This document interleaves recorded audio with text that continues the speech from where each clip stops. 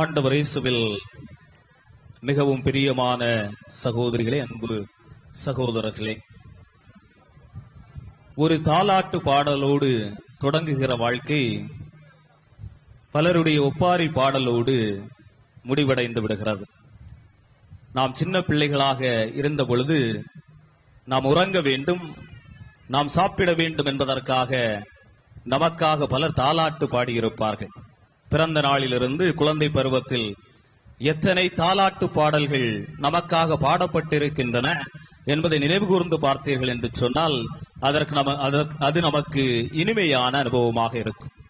அந்த தாலாட்டு பாடலோடு தொடங்குகிற அந்த அன்பான வாழ்க்கை பலருடைய ஒப்பாரி பாடலோடு முடிவடைகிறது என்று சொல்லுகிறார். நாம் இறக்கிற பொழுது நம்மை சூழ்ந்து நின்று நம்மை அன்பு செய்தவர்கள், நமக்கு அறிமுகமானவர்கள், நம்மை தெரிந்தவர்கள், நாம் அதிகமாக அன்பு செய்தவர்கள் அந்த பிரிவை தாங்க முடியாமல் நம்மை நினைத்து ஒப்பாரி வைத்து அந்த கல்லறை தோட்டத்திலிருந்து அழுது புலம்புவதோடு நம்முடைய வாழ்க்கை முடிவடைகிறது என்று சொல்லுகிறார். எனவே தாலாட்டு பாடலுக்கும் ஒப்பாரி பாடலுக்கும் அதிகமான தொடர்பு ஒன்று உண்டு என்பதை இந்த நாளில் நாம் புரிந்து கொள்ள வேண்டும். தாலாட்டு பாடலிலிருந்து இந்த ஒப்பாரி பாடலுக்குள் ஒரு மனிதன் எப்படி வாழ்க்கையை வாழ்கிறான் என்பதுதான் மிக முக்கியமான ஒன்று என்பதை நீங்கள் மறந்துவிடக் கூடாது. அவனுக்கு எத்தனை ஆண்டுகள் அவன் வாழ்கிறான், எத்தனை மனிதர்களை சந்திக்கிறான், எத்தனை மனிதர்களுக்கு உதவி செய்கிறான், எத்தனை மனிதர்களை நேர்மையோடு அவன் வழி நடத்துகிறான் என்பதை பொறுத்துத்தான் அவனுடைய வாழ்க்கை அமைந்திருப்பதையும் நீங்கள் பார்க்க முடியும். அன்புமிக்கவர்கள் என்ன சொல்லுகிறார்கள் என்று சொன்னால், இந்த உலகத்தில் எல்லா மனிதர்களும் வாழ்கிறார்கள். ஆனால் வாழ்கிற மனிதர்கள் இரண்டு வகையாக நாம் அவர்களை பிரித்து பார்க்கலாம் என்று சொல்கிறார்கள்.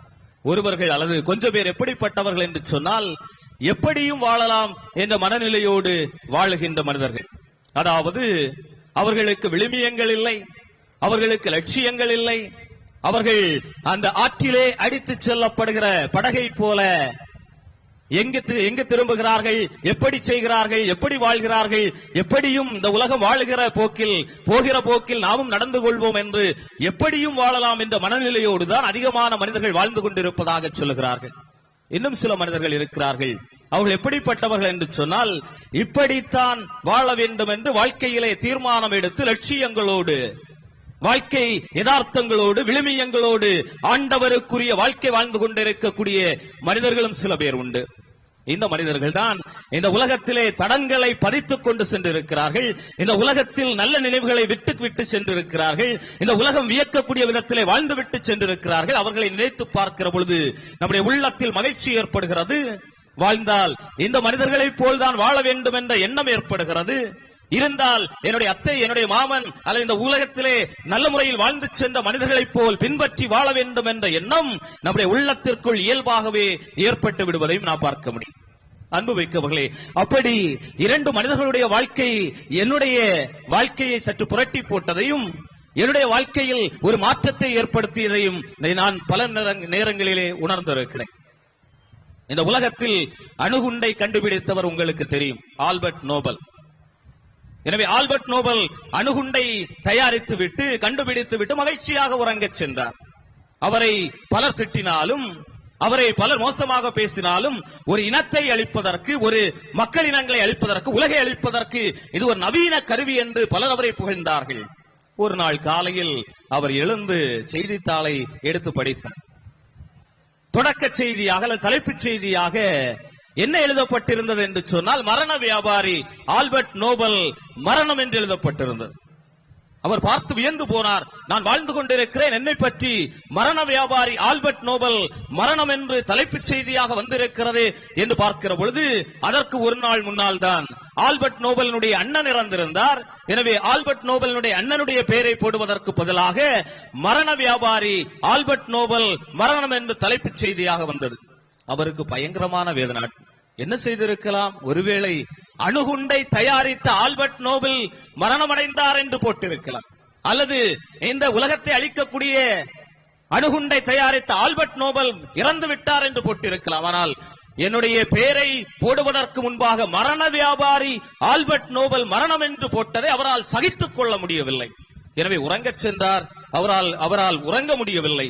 அந்த குற்ற உணர்வு அல்லது மரண வியாபாரி என்று என்னை போட்டு இந்த உலகம் கேவலப்படுத்தி விட்டதே என்று உறங்கச் சென்றவருக்கு இரவிலே ஒரு எண்ணம். இதற்கு மாற்றாக நாம் என்ன செய்ய வேண்டும் என்று சிந்தித்தவர் என்ன செய்திருக்கிறார் என்று சொன்னால், அறிவியல், இயற்பியல், கணிதம், வணிகவியல் என அந்த துறை ரீதியாக முதலிடங்களை பிடிக்கிறவர்கள் அல்லது சிறப்பு தன்மை வாய்ந்து இந்த துறைகளில் முக்கியத்துவம் வாய்ந்தவர்களாக, திறமை வாய்ந்தவர்களாக வெளிப்படுகிறவர்களுக்கு பரிசு கொடுக்க வேண்டும் என்று ஆசைப்பட்டார். அதுவும் எப்படி கொடுக்க வேண்டும் என்று ஆசைப்பட்டார் என்று சொன்னால், தன்னுடைய பெயரை இந்த உலகம் இருக்கும் வரை எல்லோரும் நினைவு கூற வேண்டும்.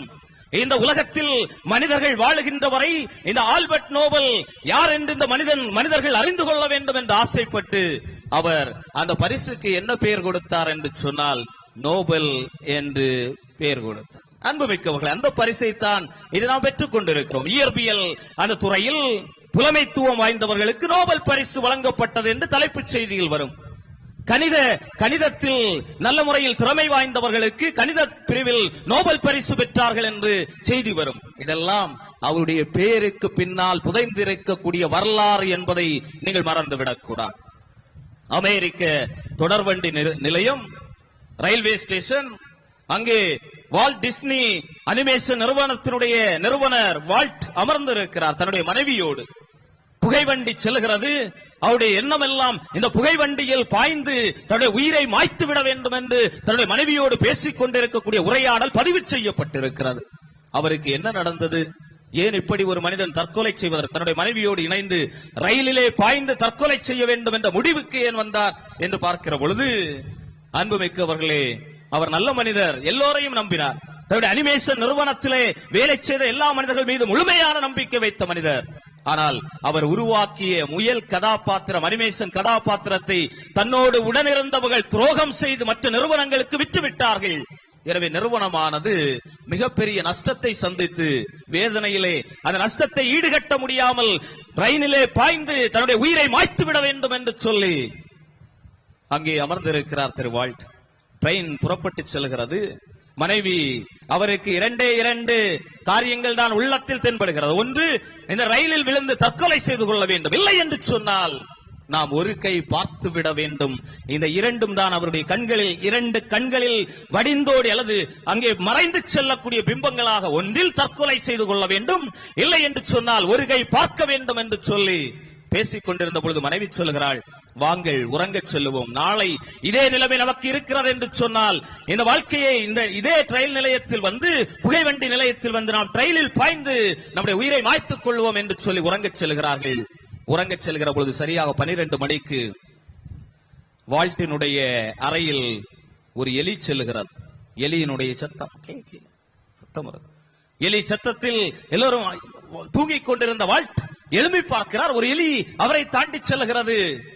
எலியை பார்த்த அவருக்கு மிகப்பெரிய சந்தோஷம். எவ்வளவு அழகாக இருக்கிறது, என்ன செய்யலாம் என்று யோசித்தவர், முயல் போனால் என்ன, எலி இருக்கிறதே என்று சொல்லி எலியை அந்த இரவு உட்கார்ந்திருந்து எலிக்கு என்ன செய்யலாம் என்று பார்த்தார். தலையை பெரிதாக வரைந்தார். மனிதனுக்குரிய தலையை எலியில் பொருத்தினார்.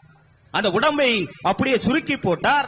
சுருக்கி போட்டு விட்டு அந்த கழுத்திலே என்ன செய்யலாம் என்று யோசித்து அந்த மனிதன் கட்டக்கூடிய ஒரு டையை அந்த கழுத்தில் கட்டினார்.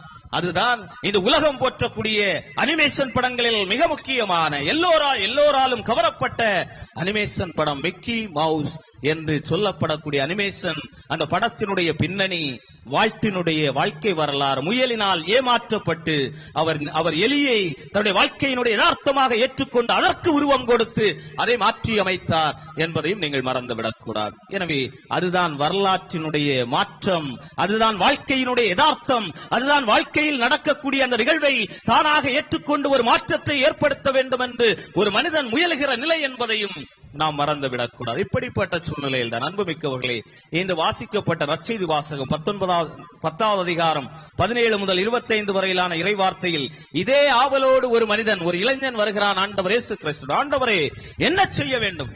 நான் இந்த உலகத்தில் சாதிக்க விரும்புகிறேன், இந்த உலகத்தில் நல்ல மனிதனாக வாழ விரும்புகிறேன், இந்த உலகம் போற்றக்கூடிய விதத்தில் சிறந்த மனிதனாக வாழ விரும்புகிறேன், நான் என்ன செய்ய வேண்டும் என்று ஆண்டவர் இயேசு கிறிஸ்துவிடம் வந்து கேட்கிறான். இது சாதாரண கேள்வி அல்ல.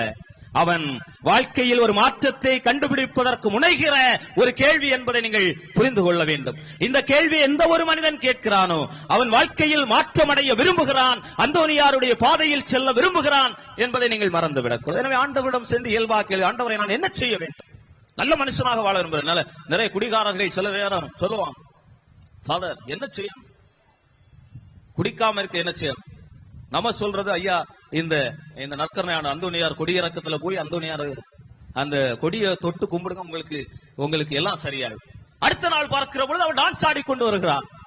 அந்த ஒரு நாள் மட்டும் குடிக்காமல் இருந்து விட்டு மறுநாள் பழைய குருடி கதவத்திரடி என்று சொல்லுவது போல பழைய நிலைக்கு திரும்பிக் கொண்டு அதே வாழ்க்கை யதார்த்தத்தை அவர் கடைபிடிப்பதையும் நாம் பார்க்க முடியும். எனவே இந்த இளைஞர் அதே கேள்வி, ஐயா நான் என்ன செய்ய வேண்டும் சொல்லுங்கள் என்று சொன்ன பொழுது 2 காரியங்களை ஆண்டவர் அவருக்கு சொல்லுகிறார். ஒன்று, இந்த 2 காரியங்களை சில நேரங்கள்ல இந்த ஜோதிடம் அல்லது இந்த ராப்பாடி போல என்ன செய்வார்கள், கொட்டடித்துக் கொண்டு வீட்டிற்கு வருகிறவர்கள் நல்ல காலம் பிறந்திருக்கு சக்கமா வந்திருக்கிறேன் என்று சொல்லுவது போல, அல்லது நல்ல காலம் கெட்ட காலம் பிறந்திருக்குன்னு சொன்னா நீங்க என்ன செய்வீங்க, அந்த வச்சிருக்க சாக்கடை எடுத்து நம்மளை பார்த்து கெட்ட காலம் வந்திருக்கு, நல்ல காலம் வந்திருக்கு சக்கமா வந்திருக்கிறேன் என்று சொல்லுவது போல, என்ன நல்ல காரியம் வந்திருக்கிறது, நீ இதை செய்தாய் என்று சொன்னால் ஆண்டவர் அந்தோனியார் வழியாக உன் மீது அருள்மழை பொழிய போகிறார் என்று சொல்வது போல ஆண்டவர் அவரிடம் சொல்லுகிறார், 2 காரியங்களை நீ பின்பற்ற வேண்டும். ஒன்று, தீமையை விட்டு விலகு, நன்மையை செய்ய கற்றுக்கொள்.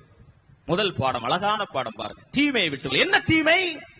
அதுதான் நீதிமொழிகள் நூல் 6வது அதிகாரம் 16 முதல் 19 வரையிலான இறைவார்த்தையில் சொல்லப்பட்டிருக்கிறது. ஒன்று, பொய் உரைக்கக்கூடிய நாவு.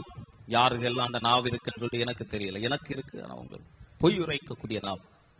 நாக்கு சுக்கானை போன்றது, அது வளைந்து வளைந்து பிறரை தாக்குகிறது. சிலர் வாயை திறந்தார்கள் என்று சொன்னால் மூட முடியவில்லை, பசை போட்டு மூடக்கூடிய தருவாயில சிலருடைய வாய்கள் இருக்கிறது. எனவே பொய்யுரைக்கக்கூடிய நாவு, பிறரை பற்றி இல்லாதது பொல்லாதது பேசக்கூடிய நாவு, பிறரை பற்றி அங்குமிங்குமாக சென்று பரப்புரைகளை சொல்லிக் கொண்டிருக்கக்கூடிய பாட்டிமார்கள், இவர்கள் அனைவருக்கும் ஆண்டவர் சொல்வது இன்றோடு, அந்தோனியாருடைய அருள் பாதத்தில் எழுந்து சொல்லுவது இன்றோடு அந்த பொய்யுரைக்கக்கூடிய நாவிற்கு ஒரு பூட்டு போட்டு அதை க்ளோஸ் பண்ணிவிடுங்க. 2வது, பிறரை பற்றி இல்லாதது பொல்லாதது பேசுவதற்காக ஓடி செல்லுகிற கால்கள்.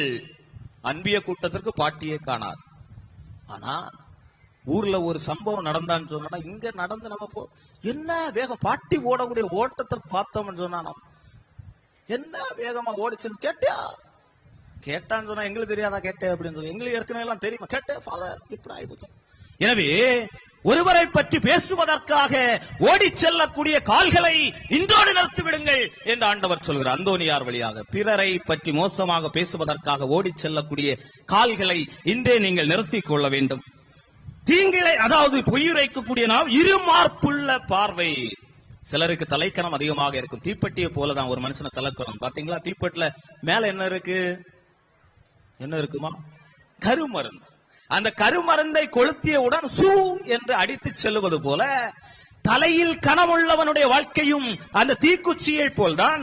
அதை நீங்கள் பற்ற வைக்கிற பொழுது அது எரிந்து சாம்பலாகி செல்வது போல தலைக்கணம் எவனுக்கெல்லாம் இருக்கிறதோ, நான் என்ற அகந்தை யாருக்கெல்லாம் இருக்கிறதோ, நான் கடவுளை விட பெரியவன் என்ற எண்ணம் எவனுக்கெல்லாம் இருக்கிறதோ, நான் பார்த்துக் கொள்ளுகிறேன் என்ற ஒரு சுயநலம் எவனுக்கெல்லாம் இருக்கிறதோ, அவன் அந்த தீமையை விட்டுவிட வேண்டும் என்று சொல்லுகிறார். இறுதியாக அன்புமிக்கவர்களை, நண்பர்களுக்கு இடையே, சகோதர சகோதரிகளுக்கிடையே, குடும்பங்களுக்கிடையே சண்டை சச்சரவை மூட்டு விடுகிற அந்த தீயை போல சிலர் செயல்பட்டுக் கொண்டிருக்கிறவர்கள் இன்றோடு அந்தோனியார் சொல்லுகிறார், அந்த காரியத்தை விட்டுவிடுங்கள் என்று சொல்லுகிறார்.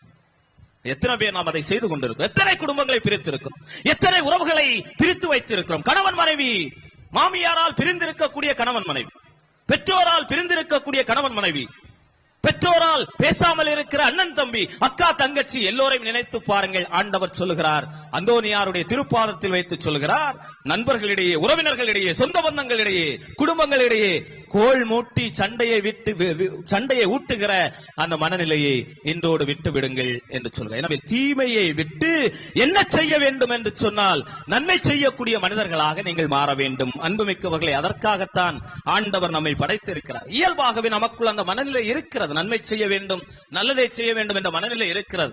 ஒரு மனிதர் செல்கிறார், பேருந்திலே தலையை வெளியே போட்டு இருக்கிறார். உடனடியாக என்ன சொல்லுகிறீர்கள்?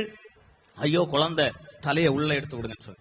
பைக்கில் ஒருவர் செல்லுகிறார், பைக்ல ஸ்டாண்ட் எடுக்காம செல்கிறார். என்ன சத்தம் போடுறீங்க? ஐயோ பைக் ஸ்டாண்ட் பார்த்து செல்லுங்கள் என்று சொல்கிறேன். எனவே இயல்பாகவே மனிதனுக்குள் நன்மை செய்ய வேண்டும், பிறருக்கு பயனுள்ள மனிதனாக இருக்க வேண்டும் என்ற ஆசை இயல்பாக ஒவ்வொரு மனிதனுக்கும் இருக்கிறது.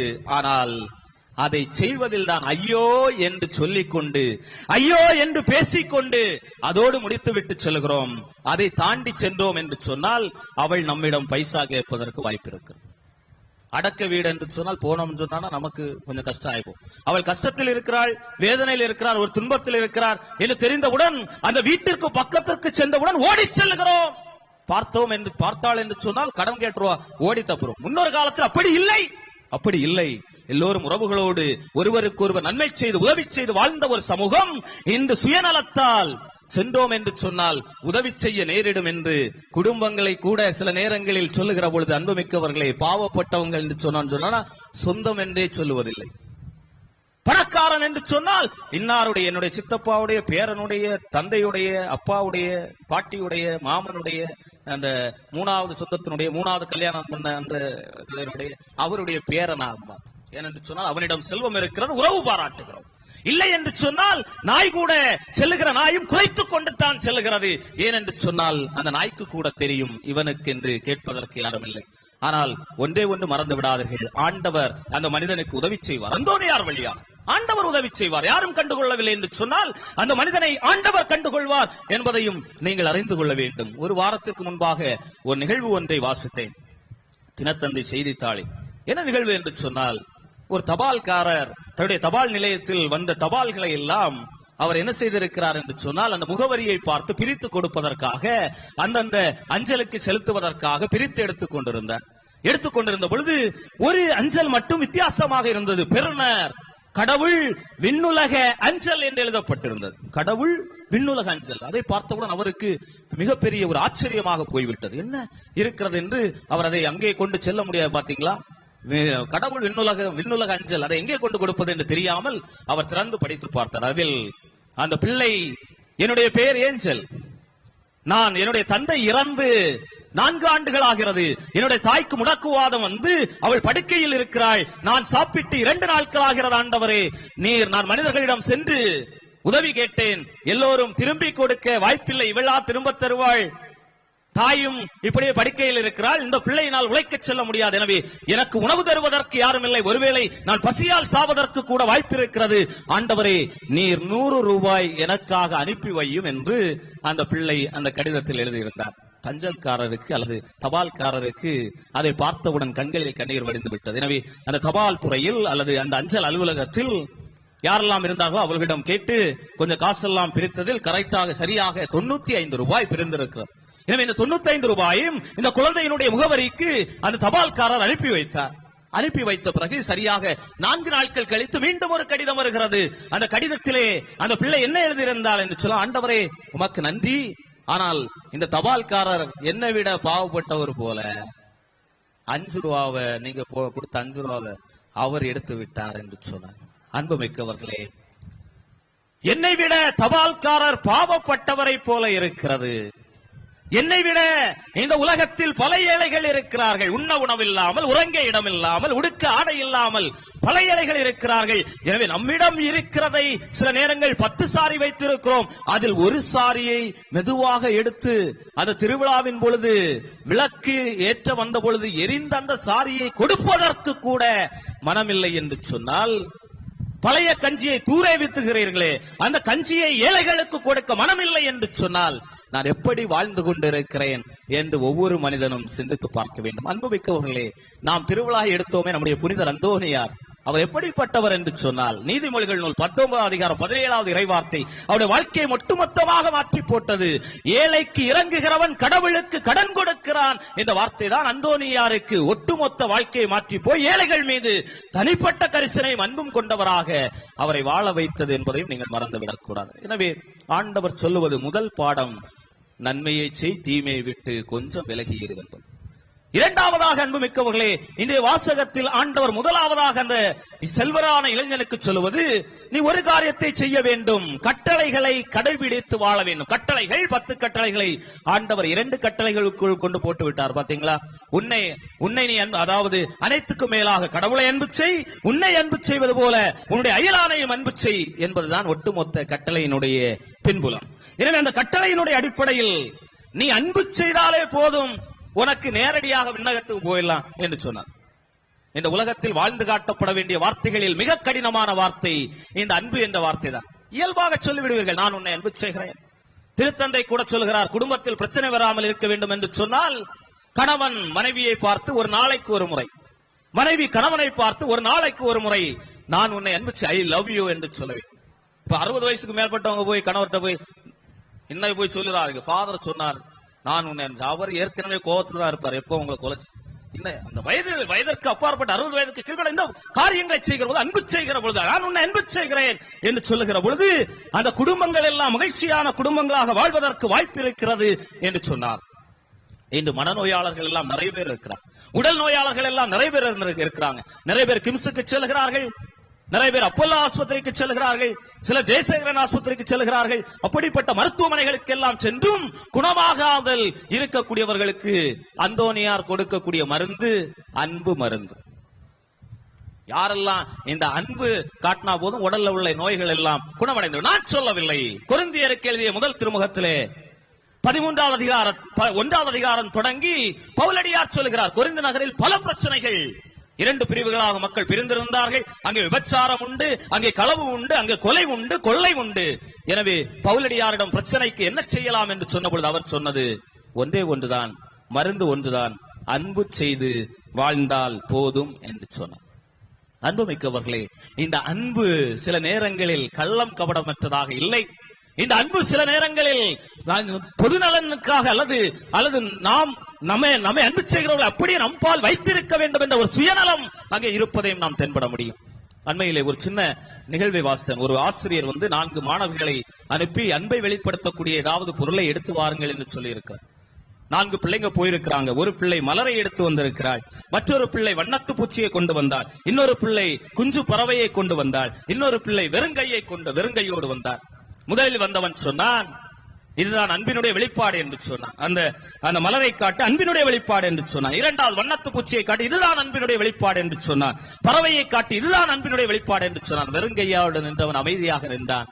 அப்பொழுது அவன் இறுதியிலே இந்த விளக்கத்தை சொன்னான், நான் சென்றேன், மலரை பார்த்தேன், அது செடியில் அழகாக இருந்தது. ஐயோ, அந்த மலரை பறித்து விட்டேன் என்று சொன்னால் இந்த செடியினுடைய அழகு தொலைந்து விடுமே என்று சொல்லி அந்த மலரை அப்படியே விட்டு வந்து விட்டேன். வண்ணத்து பூச்சியை பார்த்தேன், அது சுதந்திரமாக திரிந்து கொண்டிருந்தது. ஐயோ, இந்த வண்ணத்து பூச்சியை பிடித்துக் கொண்டு வந்து விட்டேன் என்று சொன்னால் அந்த வண்ணத்து பூச்சி என்ன செய்யும் என்ற அந்த இரக்கத்தில் அதை விட்டு விட்டேன். ஒரு குஞ்சு பறவையை பார்த்தேன், அதை பிடித்துக் கொண்டு வரலாம் என்று யோசித்தேன்.